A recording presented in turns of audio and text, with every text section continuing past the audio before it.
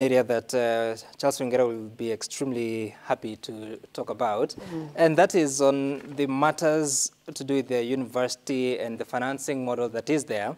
And let's begin by looking at currently the figures in as far as the new funding regime will be based on means testing of students. Wingera will be telling us what that exactly means. Funding specific to programs, and the students will apply based on the cost of the course. Of course, we saw the applications that are also accompanied by the costing of the courses they were applying for. So the means testing instrument, we look at the parents' background, the course type, that is whether it's a STEM, that is science, technology, engineering, or mathematics versus the arts, previous school type, that is, was it a private school or public school? And then something else that they will be looking at is expenditure on education, that is in that family, how many other siblings need support in education. They'll also be looking at the gender of the learner, the family size and the composition, but also considerations on marginalization to determine who is needy or not and at what level. Currently, there are 69 universities, 39 of them are public. There are 210 TVET institutions, and there are 3 diploma-level secondary teaching colleges for teachers. And also, we know that the government has announced that there are 45,000 vulnerable students, that these are those that are vulnerable and extremely needy, that will be financed fully by the government. For TVET, there are 42,000, which is about 29% of those that are placed in these institutions. So students are supposed to apply for scholarship, loans, and bursaries in the coming days. And Charles, we had this conversation some time back in the same studio, but different hours. So means testing will be based on the ability, the parents' background. Why would you distinguish between the child and the parent, yet the service is to the child here? And I ask this question because it would appear that people of means will be required to pay for their children. Yet, these are the people that are paying taxes to finance education. Yeah, yes, Sam, we have already discussed this item before, as you say, in different hours. But I come from the wisdom of the means testing instrument. And I'm reminded, if you look at the model in Starehe, for example, fair isn't everybody getting the same thing. Fair is everybody getting what they exactly need. Even in eating, it is exactly what you require. That's a quantity that you are served with. That way, then, you can be able to focus on equity rather than equality. Our education, our financing for higher education has been mainly on equality. We are now moving from equality to equity, so that the ones who cannot be able to make it are then assisted for them to be able to make it. And in situations where you can be able to afford, like you and I, Sam, then allow the other person who cannot even get a meal a day be able to access that facility. And why we are going to the parent is because the child is actually pegged to the parent in terms of upkeep, in terms of payment of school fees, and in terms of even his or her own living.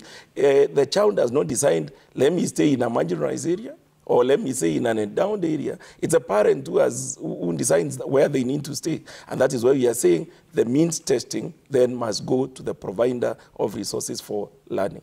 Mm-hmm. So I want us to take a look at a case example. That is for a course that is a Bachelor of Medicine and Surgery at the university, at Moi University rather. And well, the cost is 612,000 shillings per year. And for those that are vulnerable, they'll get the government scholarship of 501,000 shillings. And for those, the same, they'll get a loan of up to 110,000 shillings based on the calculations, which would require that to be at about 18%. The family will contribute nothing because, again, they're vulnerable. And then the total loan at the end of 6 years will be 660,000 shillings. For extremely needy cases, they'll get a government scholarship of 420,000, a loan of 183,000. The family will contribute nothing because, again, they're not able to. So the loan will be 183 times 6 years, which is 1.1 million. For the needy students, these will require to pay 324,000 through the government scholarship. The loan will be 244,000 shillings, and the family will raise up to 42,840, which is gives a total loan of 1.47 million shillings by the end of 6 years. For the less needy, it is a government scholarship of 232,000 shillings. The loan will be 336,000 shillings. The family will raise again 7%, which is 42,840 shillings. So in the end, the 336,000 loan every year for 6 years, that will be 2 million shillings. And that's why I'm asking you, yes, the family is able, but then the learners are being required to take a loan of up to 2 million shillings. By the time they graduate, the needy, the vulnerable and the less needy will be doctors.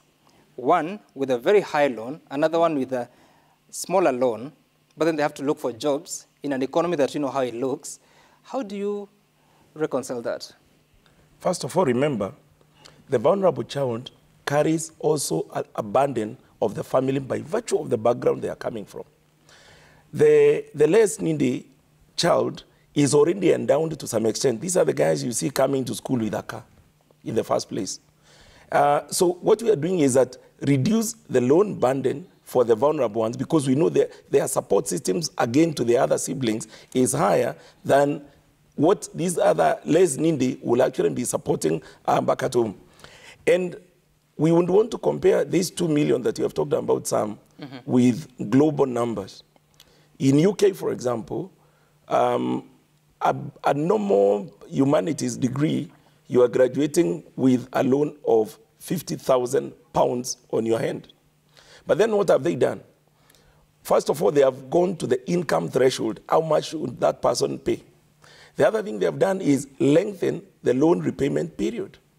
So rather than the way now we give 10 years, one of the studies we are currently doing through a group called IFS of UK is to look at this new loan burden that we are talking about in an economy where we have a GDP of, 13,000, they're about trillion. What can somebody reasonably pay within the normal market rate of the jobs in this country, whether you're a doctor, whether you're a teacher, or whatever you are. So we are moving more on income contingent loan repayment. So it means we will give you the period that you require for you to be able not to be hurt so much so that you can be able to repay your 2 million without feeling a pinch of what you are paying. So if you get 30 years, for example, to pay 2 million, then it means I will peg the loan repayment to the income that you actually get so that you go to the income contingent loan repayment. So that is the thinking around this model. Okay, all right. Dr. Wahome, so how is this being processed? And you said something that this time around, parents or guardians are working with their candidates as they're applying, they also look at the cost. Don't you think it's also a form of, is it to inhibit access to the courses that they would want just because of cost? Sam, if you look at the Universities Act 2012, that outlines the mandate of KUPPS. It was clear that one of our mandate was to publish the programs and their costs. But the aspect of cost had always been hidden. We had tried very much to write to the institutions, asking them to disclose how much it actually costs to do a program. Now, we would place students, and after some time, the students would come in and ask for transfers because they would go and realize that what they thought the program would cost is not actually what they found on the ground. And we kept saying, can you disclose so that as students make choices, then they are making a fully informed choice. Now, it is until His Excellency unveiled the funding model that he actually said that universities should disclose their costs, and we gave them a timeline. When they did, we have seen that influence how they make their choices, and mainly in which institutions to go to, because you can now calculate if I am to pay the 7%, how much would that come to? Right. What is the cost of accommodation, you know, and other factors that now they can make an informed decision when selecting. So for me, it is not an inhibitor, but a facilitator in informed decision making. Okay. Dr. Manyasa, what are your thoughts? At a time that, I mean, you look at the financing model where the vulnerable will get up to, well, it's actually 100% because part of that majority is government scholarship, the other one is loan. Once upon a time, there's a doctor I hosted here a few months ago, and she was saying that during her time when she went to study, the family was paying up to 16,000 shillings, part of what was coming from help, because the rest was being taken care of by the government. What does this do when you differentiate who qualify for government support and to what extent? I have to be honest to say that I think the principle behind the differentiated funding model is good, the principle. I think that we need to be very careful as we start to design the practice of what we will end up implementing. If we say we're going to use the type of the school where the learner went as an indicator of means, it becomes a problem. It is the same problem we are having with the current primary school capitation model and saying, how can you give a child in Westlands primary capitation and not give a child in a low-cost private school in Mukuru Kwanjenga capitation? Because there is no public school in Mukuru Kwanjenga. That child has no choice but to go to that low-cost private school. And then you come and say they are in a private school, they don't, so they have made a choice. It's not a choice. So if we look at the type of school, without being careful to distinguish what a real private school and those low-cost private schools are, we might lock out the most needy here. Because in our informal settlements, there are no public schools. Mm-hmm. And these children don't have a choice. They have to go to those private schools. We also have to balance, we are talking about higher education now, we have to balance between the need of the individual and the benefits that accrue to him or her from higher education and the need of the country. For a very long time, China has developed by picking their best and funding them to go to Ivy League universities and making and tying on them conditions to return home. Mm-hmm. They are the people who are now doing everything that used to be done elsewhere in China. So there will be the needs of the country. You're looking at doctors. Do you want to tell a child from a well-to-do family who is very talented that we will not support you unless your parents are willing to cough this much, even when you know you need that skill developed for the public? So we have to be careful to balance that because education accrues benefits to the individual and accrues benefits to the country. And that is something to consider, especially in higher education. When I was sponsored for my master's, and among the people who were sponsored, I was needy when I got the scholarship, and you and I were sponsored by the same organization for our master's. Among some of the people who were sponsored were children of professors. And when we asked, they told us, we are a scholarships body.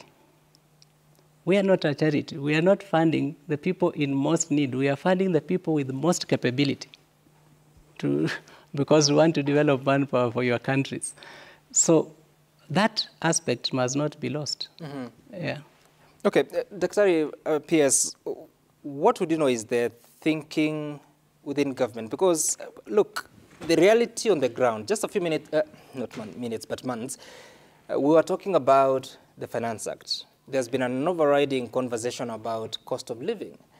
And there are a lot of things that are heaped on people that have an income called a pay slip. Yet it becomes the basis of determining the means. Yet such a family is still the same family that is having to go the extra mile to finance education at private schools. Yes, it's a choice, but how do you balance the need to bring the equity he talks about here, but also making sure that you're not oppressing those that may be said to have means, especially through education, which is a public good. Thank you, Sam. When we talk about means, there is a lot more in the means testing than just looking at the income. All right?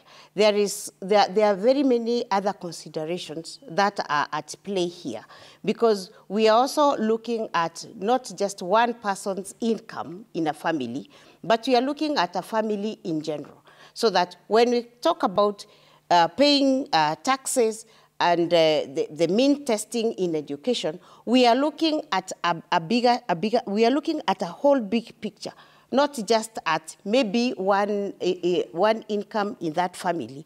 If my friend Dr. Ringera was actually to talk about the whole continuum in the means testing, we would realize that it is a much wider consideration than just the income that you are pegging the taxes on and then the paying of the school fees. It's a whole continuum of considerations before getting into deciding who is in all those categories. And maybe he's in a better position to actually explain the continuum of consideration. It's not just that income that is also being taxed.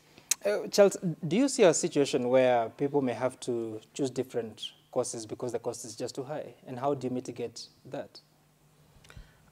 First, I want to debunk what Manyas has said. You know, we have gone to the smallest cell of poverty probability to determine who you are. So I agree with him. Some, informal settlement areas, we don't have public, primary schools. They are a little bit of a distance. But even if you call the other setups, for example, you call them private, they are private that are undefined in an informal sector, and that has been taken into account when we are taking the poverty probability index. Right. Furthermore, this is just one proxy that we are using of public secondary or private secondary school. We are using many other parameters. For example, just like the PS is saying, your household composition. Are you single parented? Are you a widow? Are you maybe an orphan? How many siblings are there? When we look at your income from a KRA perspective, we then look at what is your disposable income that you spend on education.